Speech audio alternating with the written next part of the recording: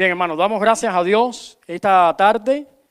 Es un momento donde tenemos que hablar de la resurrección de Jesús. Lo vamos a vincular al sacrificio, a las profecías del Antiguo Testamento, porque tenemos que entender todos que la resurrección de Jesús es el punto más, o el clímax, el punto más alto, el clímax de todo lo que la Biblia nos cuenta. Todo el Antiguo Testamento señala a este momento, el momento de la resurrección. El viernes, cuando tuvimos nuestro programa, compartimos un video pequeñito de un corderito que iba a ser degollado. Y es un momento que me llama la atención porque evidentemente la Biblia dice que Jesús es el Cordero de Dios, pero cuando piensas en un cordero, piensas en un animal grande. Pero allí la Biblia lo que está diciendo es el corderito pequeño, que va a ser el que quita el pecado del mundo.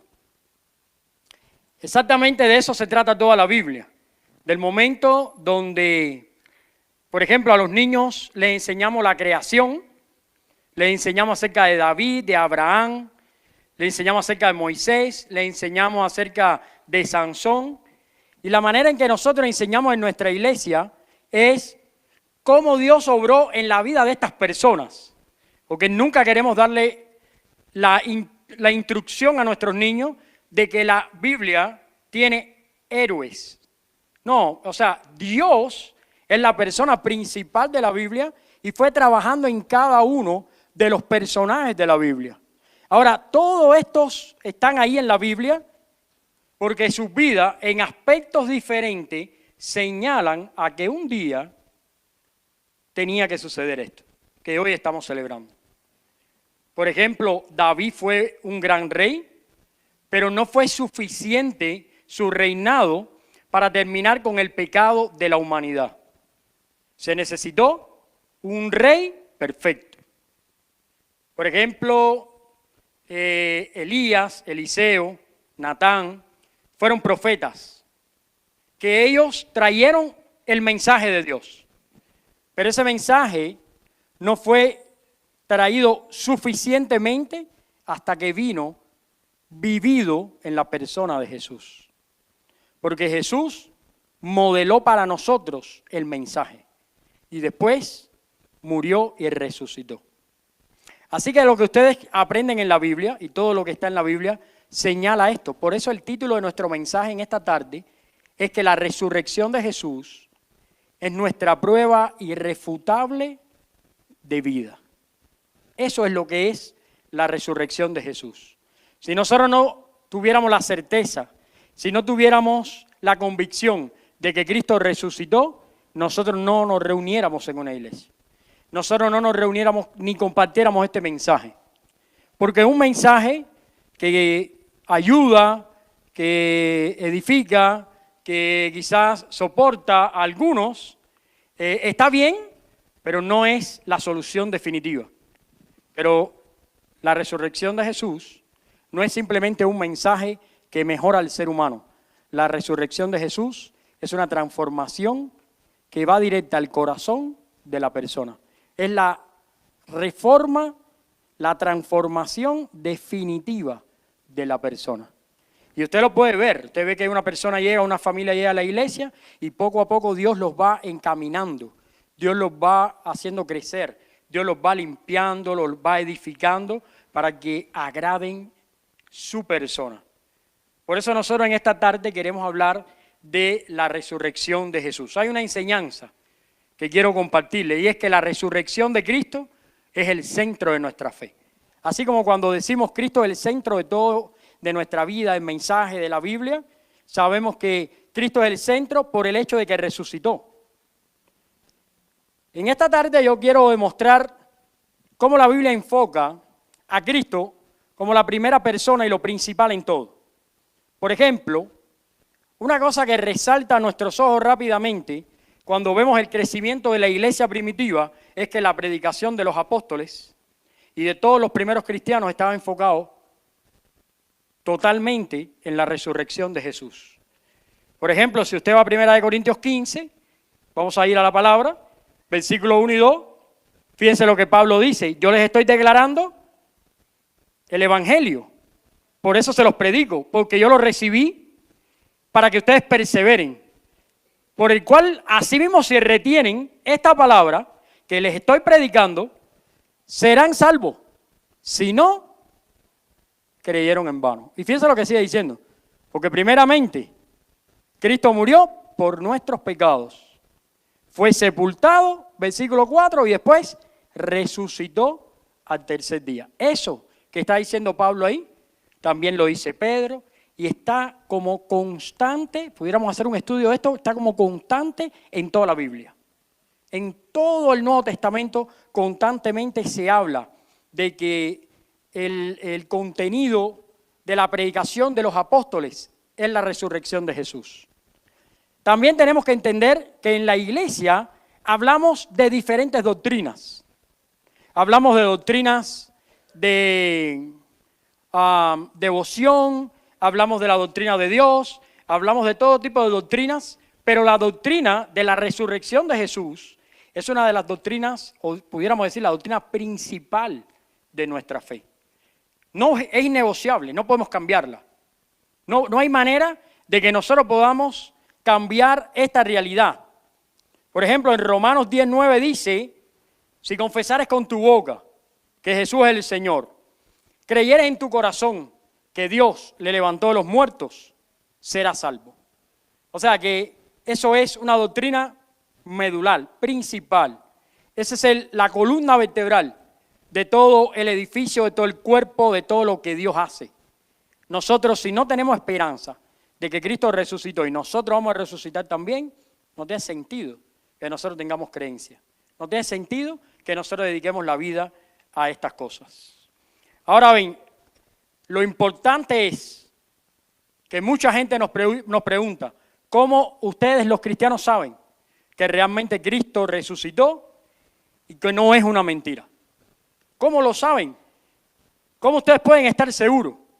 Yo tenía una persona, un amigo, este amigo no es cristiano, y él me decía, pero ¿cómo puedes entregar tu vida a una cosa que tú no puedes tener la certeza de eso?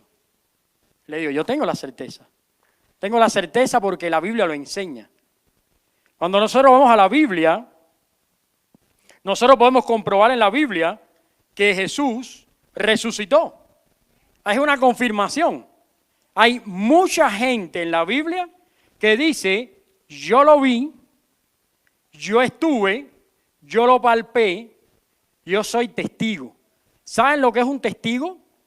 Un testigo es una persona que de primera mano ve un hecho. Y lo que pasa es que nosotros sabemos que todo el mundo cuenta la historia a su manera, ¿verdad? O sea, hay un problema y tú le preguntas a un implicado y te cuenta lo que más le impactó. La misma historia se la preguntas a otro implicado, te habla de la misma historia, pero te resalta otras cosas que le impactaron más. Bueno, Dios, que sabe todas estas cosas, nos dejó un testimonio de la reconstrucción de la resurrección de Jesús a través de la opinión de mucha gente. De mucha gente. El mismo Evangelio de Lucas, que usted lo puede buscar después, en el capítulo 1, dice que el escritor pudo recopilar de primera mano la veracidad de la resurrección de Jesús, que se dedicó a preguntarle a la gente. Otros dijeron, nosotros vimos a Cristo resucitado. Y otros dijeron, nosotros somos testimonio de que Cristo ha cambiado nuestra vida. Por ejemplo, podemos escuchar al apóstol Pedro decir, y después de a nosotros los 12, apareció a 500 a la vez, los cuales viven aún todavía, dice Pedro en el momento que escribió. Después apareció a Jacob, a todos los apóstoles, y dice Pablo, y también me apareció a mí, el último de todos, que como un abortivo soy un apóstol. Así que nosotros tenemos, miren, Y quiero decirles algo. ¿Cuántos aquí en la escuela oyeron que existe el Quijote? ¿Qué pruebas tenemos que lo escribió Don Cervantes de Saavedra? ¿Quién puede decir eso? Eso está basado en la opinión de la gente de la época. Vamos un poquito más atrás. En las universidades se estudia, los que son abogados estudian el órgano, que es un escrito de Aristóteles y de Platón. Obras de Aristóteles, de Platón, de Sócrates, escritos. Yo me pregunto, ¿quién puede aseverar que esas historias son reales? La única manera, a través de la opinión de otros que son de la época. Lo mismo que la Biblia. Nosotros tenemos la seguridad de que Cristo vive, porque la Biblia nos los enseña. Nosotros tenemos la seguridad de que Cristo vive por la opinión de aquellos que vivieron en el tiempo de Jesús. Y dijeron, nosotros lo hemos visto con nuestros propios ojos. Nosotros lo hemos sabido. Se le apareció a 12, a 500, a 70 y a mucha gente más. Y por si fuera poco, después al apóstol Pablo también se le apareció. ¿Se acuerdan cuando le dijo, Pablo, dura cosa te es dar golpes contra un aguijón?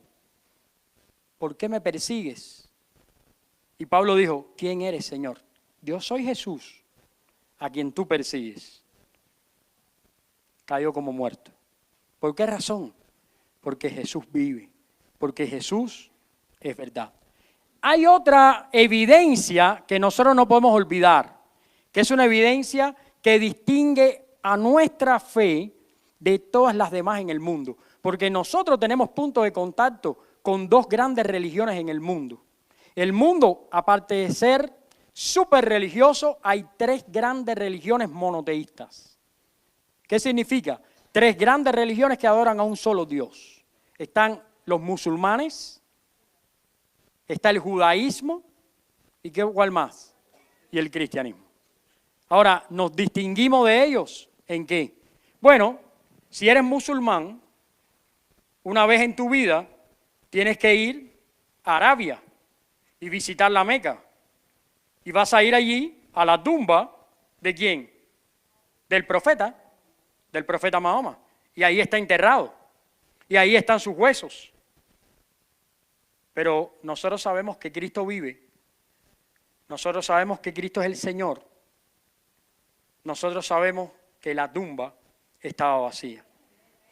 Y te voy a decir algo. Eso de que la tumba estaba vacía, no creas que la gente se lo creyó tan fácil.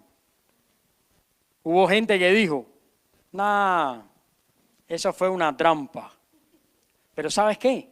La Biblia, porque como Dios sabe la intención de los corazones de la persona, la Biblia se ocupa de dar elementos claves que contradicen todo tipo de duda de la resurrección en la tumba. Por ejemplo, hubo gente que dijo, Jesús no estaba muerto, Jesús estaba desmayado. Y después que pasaron unas horas, se recuperó, se quitó el sudario, lo puso a un lado, abrió la tumba y se fue. Y te voy a decir algo, si eso fuera real, todavía tendríamos que seguir creyendo en Jesús. ¿Por qué? Primero, un sudario que era enroscado totalmente y con unas resinas que se ponía dura como el plástico. Segundo, una tumba sellada con una piedra imposible de mover. Tercero, soldados romanos, no cualquiera, no cualquier soldado, porque les voy a decir algo. Muchas veces en las películas, en los programas, se minoriza lo que era un soldado romano de la época. Un soldado romano de la época era una persona bien respetada. Bueno, miren lo que hicieron con Jesús. No había escrúpulos. Sanguinario. La gente de la época dice que para que un soldado romano fuera a la guerra y estuviera pareja la pelea contra otra nación, tenían que cada soldado romano tenía que combatir contra 10. menos de 10 era disparejo. Era fácil para el soldado romano. Bueno, esos mismos soldados evitaron, por supuesto, que los discípulos robaran el cuerpo, porque hubo quien dijo, no, seguramente los discípulos robaron el cuerpo. Otros dijeron, bueno, quizás los judíos lo escondieron. Pongámonos a pensar, si cuando escondieron el cuerpo de Jesús, comenzó a crecer el cristianismo, y los judíos que se sienten ofendidos con la persona de Jesús, porque quiero decir que hay judíos que son mesiánicos, pero hay judíos que se sienten ofendidos por la persona de Jesús. Hace poco yo estaba en unas entrevistas y alguien le preguntó a un judío, ahí en Israel, ¿por qué tú no crees en Jesús? Y dijo, no cumplió la ley de Moisés. Entonces, para un judío, alguien que no cumpla la ley de Moisés, no califica. O sea, es despreciable. Entonces, ¿no sería algo inteligente haber mostrado el cuerpo de Jesús? Y haber dicho, ¿qué cristianismo, ni qué resurrección, ni de qué hablan ustedes? Si miren el cuerpo aquí. Pero no tenían el cuerpo, no lo podían mostrar. ¿Por qué? Porque resucitó. Entonces todas esas son evidencias. Miren, con el odio que el mundo le tiene al cristianismo, si hubiese habido cuerpo, lo hubieran mostrado. Si hubiera sido mentira, lo hubieran comprobado. Si hubiera sido ridículo, lo hubieran proclamado. Pero ¿sabe por qué nadie puede contra el cristianismo? Porque la salvación es poder de Dios. Es poder de Dios. Todavía la Biblia continúa siendo el libro más leído a nivel mundial. Todavía. Todavía no hay un libro que se lea más que la Biblia. Y tampoco hay un libro que le haya hecho más bien a la humanidad que la Biblia. ¿Qué es la Biblia? Esa es una gran realidad. Ahora, en esta tarde te quiero llevar a reflexionar en tres cosas. ¿Cuál es la importancia de que Jesús resucite entre los muertos? ¿Cuál es la importancia? Primero, si Jesús resucitó entre los muertos, nos dice Pablo, el evangelio es, ¿qué cosa? Verdadero. Y mira lo que dice ahí la palabra de Dios en 1 Corintios capítulo 15. Vamos rapidito ahí a reflexionar un poquito sobre esta hermosa realidad. Dice, 1 Corintios 15, 13 y 14, dice, porque si no hay resurrección de muertos, tampoco Cristo resucitó. Y si Cristo no resucitó, vana es entonces nuestra predicación. Vana es también nuestra fe.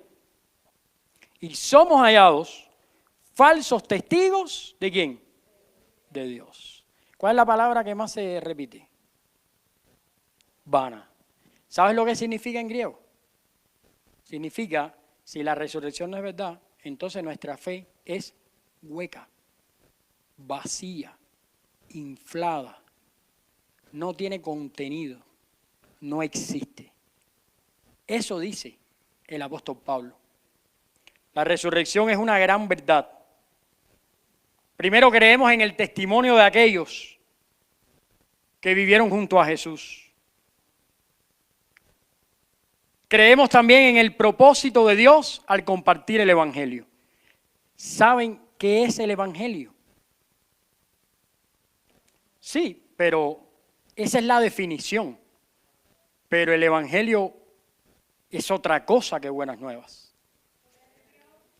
También es poder de Dios, pero es más que poder de Dios. ¿Qué es el evangelio?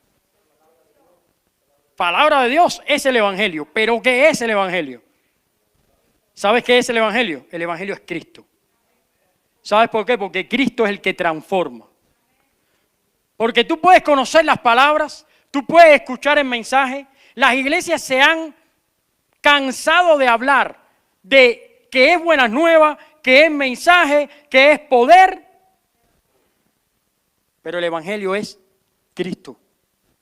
Porque si Cristo no es el centro de nuestros servicios, Cristo no es el centro de nuestras alabanzas, Cristo no es el centro de nuestra enseñanza, Cristo no es el centro de nuestras interpretaciones de la Biblia, Cristo no es el centro de nuestras relaciones interpersonales, si Cristo no es el centro de nuestras decisiones, entonces no hay evangelio, porque el evangelio es Cristo.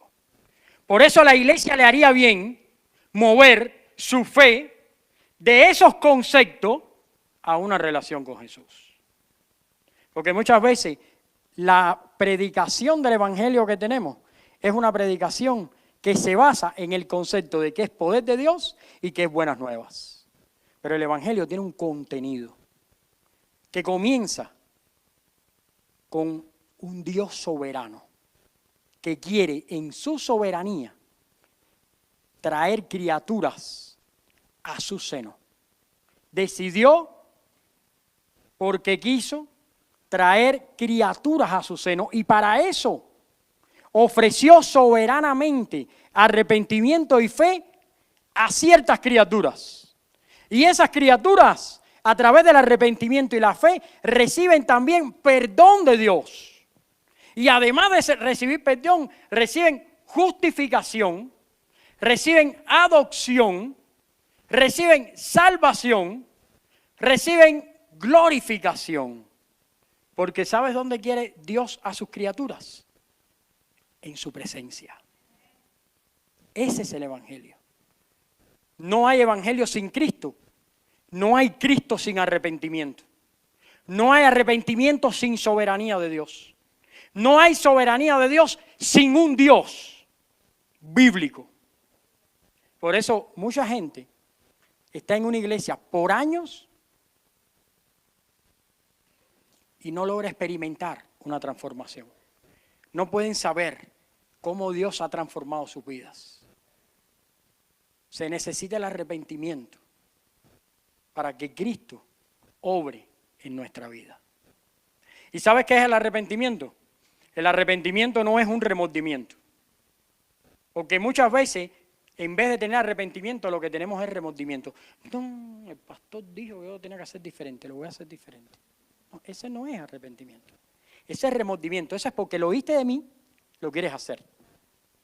O porque lo oíste de un pastor en la televisión, o te lo dijo el hermano de la esquina, o te lo dijo tu papá, o te lo dijo tu mamá, o te lo dijo tu hermano. No, eso es remordimiento. Arrepentimiento es cambio, es transformación y además es resarcir los daños. ¿Sabes lo que significa eso? Mira, significa que si te tuviste toda tu vida mortificando a la gente y Cristo cambió tu corazón, el resto de vida que te queda lo tienes que dedicar a vivir para la gente. Y tú sabes que hubieron cristianos en la antigüedad que lo hicieron. Miren, hay uno que está entre los santos de la Iglesia Católica, que le llaman Francisco. Bueno, yo le llamo Francisco porque él se llama Francisco, pero ellos le llaman San Francisco. Francisco era un muchacho, era una persona que recibió una herencia. ¿Y sabes qué hizo? Lo invirtió todo en ayudar a la gente. Pero tú sabes de dónde provienen las herencias realmente en la antigüedad. Del sacrificio y el dolor de mucha gente, de la explotación de otros. Por eso, cuando una persona está arrepentida, no solamente se transforma su corazón, sino además que Dios lo impulsa a resarcir los daños. Por eso yo, la mitad de los arrepentimientos ni me los creo. Y yo mismo tengo que seguir orando para que Dios me conceda el arrepentimiento en todas las cosas. ¿Sabes lo que ocurrió con aquel cobrador de impuestos? ¿Verdad? ¿Saben cómo se llama? Que Jesús le dijo, es necesario que hoy yo more en tu casa. Y la gente se escandalizó y dijo, ¡oh! No, hombre, ¿cómo este hombre ahora se mete en casa? ¿Quién ha visto que un rabí, un maestro, se va a meter en casa de un ladrón? No, ya a ese le pagaron. Dijeron rápidamente, no, ese compró a Jesús. ese le pagaron, ahora cuando Jesús salga de ahí, se monta un negocito de alpargatas, deja la carpintería, porque él lo que no le gusta es trabajar la carpintería, la heredó de su padre, pero no le gusta. Le gustaría hacer un negocito de alpargatas y para eso fue a ver a Zaqueo. Pero ¿sabes lo que pasó? Que Zaqueo fue alcanzado por el Evangelio. ¿Tú sabes quién es el Evangelio? Cristo. Y cuando, no, fíjate qué interesante, no sabemos lo que Cristo le dijo a Zaqueo. Nada más sabemos lo que Zaqueo dijo. Dijo, si en algo he ofendido a alguien, le voy a dar muchas veces. Le pido perdón a todos, pero si a alguien ha ofendido, muchas veces le voy a dar lo que le he robado y lo que le he quitado. Eso es resarcir los daños. Por eso nosotros tenemos que mejorar nuestro arrepentimiento, porque muchas veces no pasa de ser un remordimiento. Un remordimiento es simplemente algo que tú quieres reformar, pero cuando hay un cambio, una transformación, es algo que tú no vas a hacer más. Eso es una transformación. Y eso es el Evangelio. Ahora, si el Evangelio es verdadero, es porque Cristo resucitó. Porque si no, no hubiera Evangelio. Si no, no hubiera el Evangelio. Mira lo que dice ahí, porque si no hay resurrección de muertos, tampoco Cristo resucitó. Y si Cristo no resucitó, pues vana es nuestra predicación. Vana es nuestra fe. Esta semana nosotros estamos viendo El Elegido, que es esta cosa de, serie. Está bonita. Y es como humanamente serían las cosas. Y a mí me impacta mucho cómo Jesús, con su presencia, predica el Evangelio. Por eso necesitamos la presencia de Cristo en nosotros, para que esa presencia acompañe nuestras palabras. Lo segundo que queremos aprender, que tiene una gran importancia, no quiero hacer demasiado extenso la predicación. Lo segundo, su resurrección demostró su victoria sobre el pecado y ¿qué más? Hace unas semanas yo prediqué algo que leí de John MacArthur y él dijo, nadie va a comprender el valor de la salvación hasta que no entiendan la seriedad del pecado. La resurrección de Cristo precede a la crucifixión. Y la crucifixión nos explica la seriedad del pecado. Vamos a ir a 1 Corintios 15, 54 y 57. Miren lo que dice la Biblia ahí. Muy interesante. 54 al 57. Cuando esto incorruptible se haya vestido de incorrupción y esto mortal se haya vestido de inmortalidad, entonces se cumplirá la palabra que está escrita. Sorbida es la muerte en victoria. ¿Dónde está muerte? ¿Dónde está, oh muerte, tu aguijón? ¿Dónde, oh sepulcro, tu victoria? Ya que el aguijón de la muerte es el pecado y el poder del pecado la ley. Mas gracias sean dadas a Dios que nos da la victoria por medio de nuestro Señor Jesús. Qué interesante, porque dice que el poder de la muerte, ¿qué cosa es? El pecado. Porque el pecado lo que puede engendrar, ¿qué cosa es? La muerte. No engendra nada más, engendra la muerte. Y fíjate, un pecado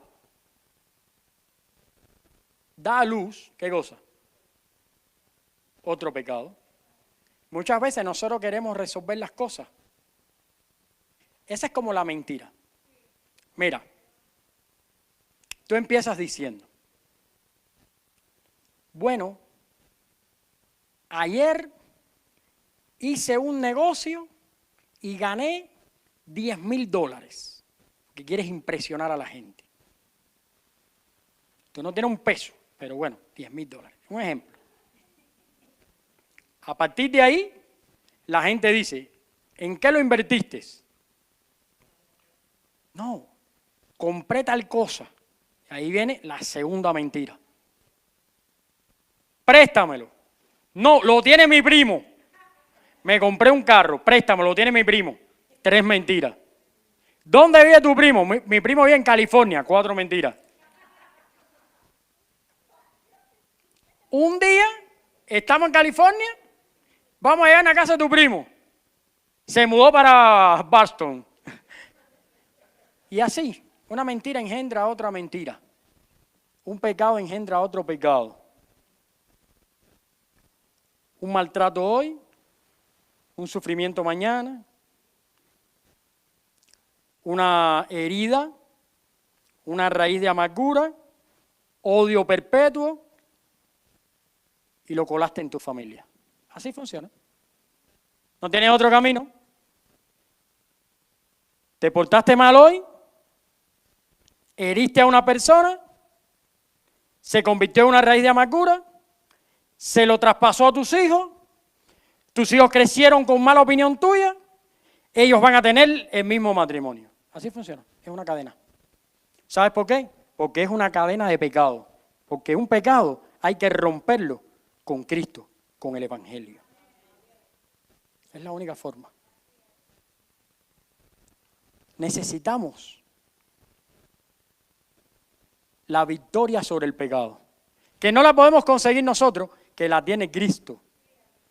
Y ese es el asunto y el por qué estamos acá, porque tenemos que aprender a vivir para Cristo, para que Cristo obre en nosotros la victoria sobre el pecado. El otro punto es la victoria sobre la muerte. ¿Qué es la muerte? Es la separación, se lo he dicho muchas veces. La gente cree que la muerte es que te dio un infarto y te moriste. No, ese es el efecto de la muerte. Como decía lo que Rolando leyó acá, ¿verdad? Hay vivos que están muertos. Hay vivos que están muertos. Bueno, de hecho la Biblia dice que están muertos en delitos y pecados. ¿Qué significa? Que están separados de Dios. Ahora, muchas veces nos preguntamos, ¿de dónde viene el mal? ¿Por qué hay cosas malas en el mundo? El mal viene de la separación de Dios. No les quepa duda. Cada vez que te separes de Dios, va a haber algo malo. Va a pasar algo malo. Hay veces que no va a ser tan visible, pero va a ser malo. Porque la Biblia dice, en el acercarme a Dios está el bien. Bueno, gracias a la resurrección de Jesús, sabemos que nosotros nunca más vamos a estar separados de Cristo. Así que no tenemos miedo a la muerte, no tenemos miedo a la separación. Porque ya estamos con Cristo para siempre. Y estamos aprendiendo acá a vivir para Cristo. Estamos aprendiendo a servir a Cristo. Quiero leer aquí algo que es parte de la conclusión. Si Cristo resucitó, entonces nuestra ciudadanía está ¿en dónde? En los cielos. En los cielos. Todavía no he llegado al punto 3, ahí ahorita vamos. Solo quería citar esto para que sepan a dónde pertenecemos. No pertenecemos acá, porque Cristo resucitó. ¿Se acuerdan cuando la cogimos con los extraterrestres? Esto es por temporada, ¿no? Cada vez que ciertos personajes políticos hacen cosas, aparecen los extraterrestres, ¿no se han dado cuenta?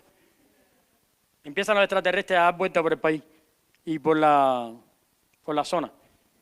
Y yo siempre he dicho, la gente está loca con los extraterrestres somos nosotros. Nosotros no somos terrestres, no pertenecemos a este mundo. La Biblia habla a miles y millares de ángeles y nosotros que ya no pertenecemos a este mundo, que ya no somos de aquí, que ya no vivimos con miedo a la muerte y que ya vencimos el poder del pecado. ¿Por qué? Porque no lo vencimos nosotros, lo venció Cristo para nosotros. Tercero que quiero compartir, tercer beneficio, importancia. La resurrección de Cristo nos garantiza ¿qué cosa? Perdón y justificación de nuestros pecados. ¿Qué cosa es perdón y justificación? Bueno, es algo que es maravilloso. Cuando eres perdonado, significa no tienes la culpa. Es quitar tu culpa. ¿Se acuerdan de esa frase? Es quitada tu culpa y limpio tu pecado. ¿Saben cuándo esa frase está en la Biblia? ¿Alguien la recuerda?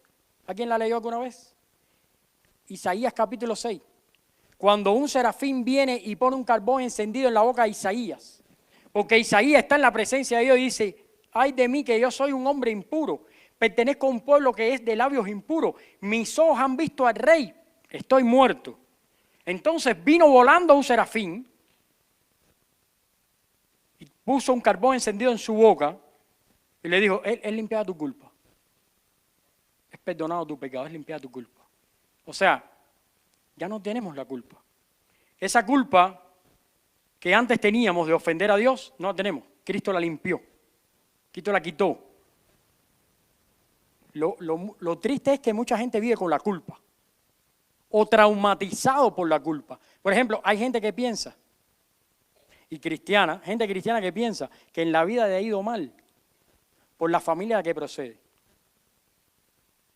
¿No? Y dice, no, pero yo, como, imagínate tú, como yo vengo de esta familia, que son terribles, a mí me tiene que ir terrible. Y no, con Cristo tú eres una nueva criatura. Con Cristo tú eres una nueva persona. ¿Saben que yo vengo de una familia que fueron idólatras por parte de padre? Totalmente idólatras.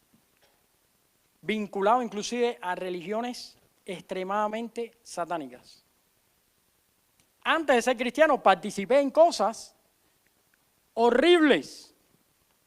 En medio de una situación así, un demonio dijo, este es diferente a nosotros. Y yo no sabía de qué hablaba. Es más, le dijo a alguien de mi familia, este va a ser tu enemigo siempre. Claro, yo ahora sé. Cristo me ha salvado desde antes de la fundación del mundo. Tenía garantizado el perdón, aún no lo conocía yo, pero tenía el perdón de Dios. Estaba justificado. La buena noticia es que tú puedes ser perdonado, tú puedes ser justificado y puedes ser quitada la culpa de tu vida. Tú puedes aprender a vivir con Cristo y para Cristo. Y puedes vivir para siempre como alguien que ha alcanzado el favor de Dios. Si en esta tarde quieres recibir el Evangelio, mi recomendación es, ven a Cristo. Cristo está en la Biblia. Búscalo, lee lo que hizo, ora y pídele perdón y que venga a tu corazón, se manifieste en tu vida, que te reciba. Él puede ser el Señor de tu vida. Ese es el Evangelio. El Evangelio también es la base de nuestra santificación. Romanos 6:4 dice, porque somos sepultados juntamente con Él para muerte por el bautismo, a fin de que como Cristo resucitó a los muertos, para la gloria del Padre, así también nosotros andemos en vida nueva. Así es. Cristo puede hacer nueva tu vida y mi vida. Por eso cuando tú vienes a la iglesia, tienes que saber que tú vienes a construir tu vida. Que tú vienes a construir en base a lo que Cristo dice. En base a lo que Cristo nos da. Tú vienes a poder construir eso que Cristo está haciendo. Mira, tú puedes tener el problema que sea, pero si tú buscas a Cristo, Él tiene la solución. No va a solucionarte el problema, pero te va a dar la manera con que tú puedes pasar con ese problema de forma que lo agrades a Él. ¿Viste? Es así. Antes de yo tener a Cristo, mis problemas me ahogaban. Me ahogaban.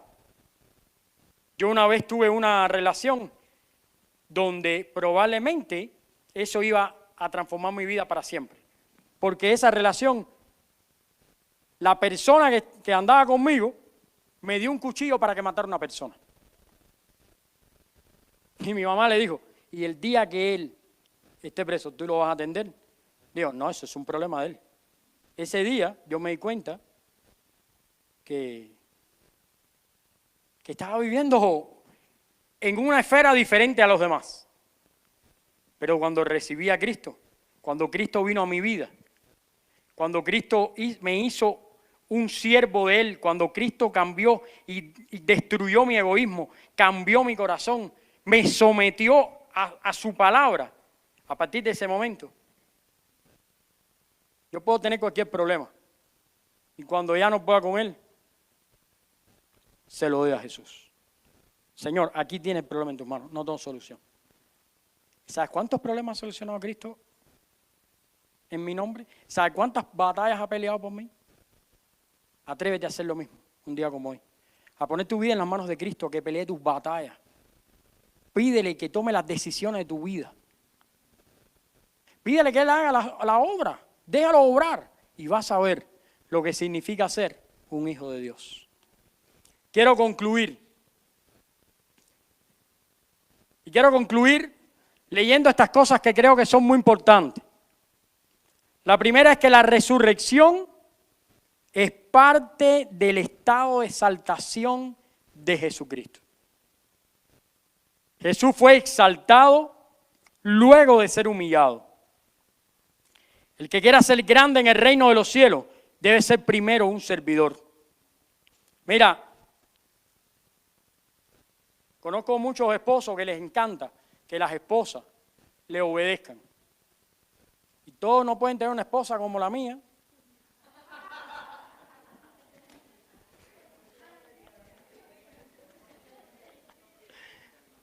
No, lo que te quiero decir es que el respeto te lo tienes que ganar. El cariño te lo tienes que ganar. Ser el líder de tu casa, eso te lo tienes que ganar. Porque que seas el varoncito no significa que eres el líder. Te lo tienes que ganar.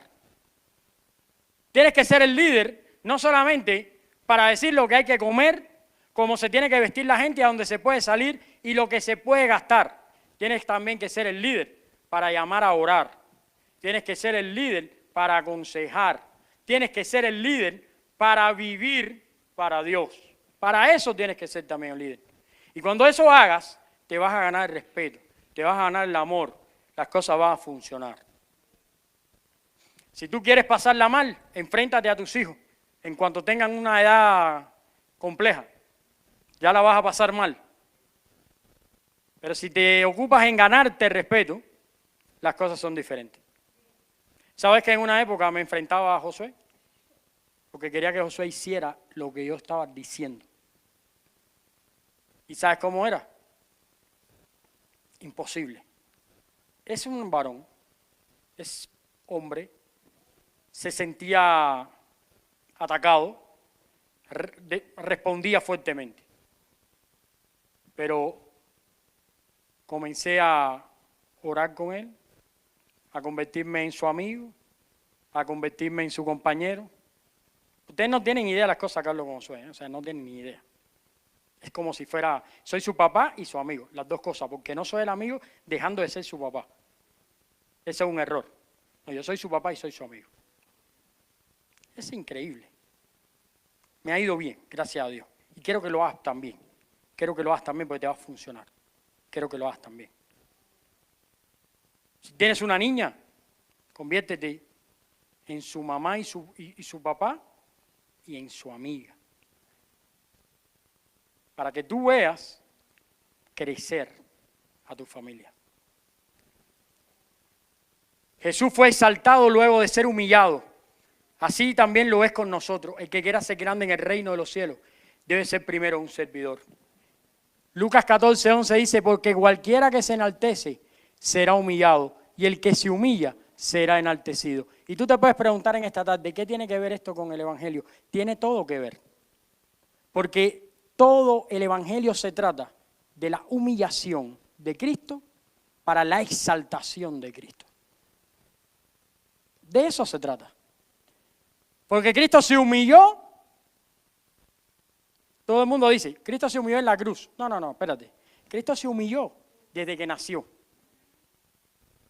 Cristo se humilló al vestir carne.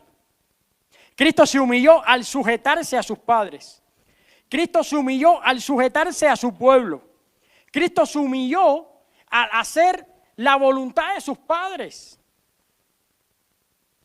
Todo el ministerio de Cristo es humillación. Pero Dios le dio, ¿qué cosa? La mayor exaltación. Así que puede ser que en tu corazón ahora tú digas, no necesito a Jesús, no necesito a Dios, no necesito a Cristo. Humíllate. Y mira la necesidad que tenemos de Dios. Por último, si Cristo resucitó, entonces nuestra ciudadanía está en el cielo. Allí es donde debe estar nuestro corazón, donde Cristo está sentado. Vive por fe y no por vista, por la mirada en las cosas de arriba y no en las de la tierra. Tenemos que vivir así. Si Cristo resucitó, nuestra vida es segura. Quiero en esta tarde tener un momento de oración para dar paso a algo súper hermoso. Y espero que esto que va a pasar después no termine aquí, sino que continúe. Porque deseo el día que los jóvenes de nuestra iglesia estén acá ministrando la palabra de Dios. Porque cuando esos jóvenes estén acá ministrando la palabra de Dios, sé que esos jóvenes están recibiendo en su casa palabra de Dios. Eso para mí es lo máximo. Si eso pasa, ya no predico más, me voy de aquí. Le digo a Marita, agarra la justa y nos vamos. Ya terminamos aquí, esto es lo máximo. Ya, regresamos a Cuba. Chicos, ¿tú me estás ayudando? ¿Tú me quieres o te caigo mal? Vamos a orar. Señor, gracias te damos por tu resurrección. Gracias te damos por este tiempo que pudimos invertir en recordar este hecho. Lo más importante de nuestra fe, lo que todos deben saber, que Cristo vive. Gracias por este tiempo. En el nombre de Cristo, amén.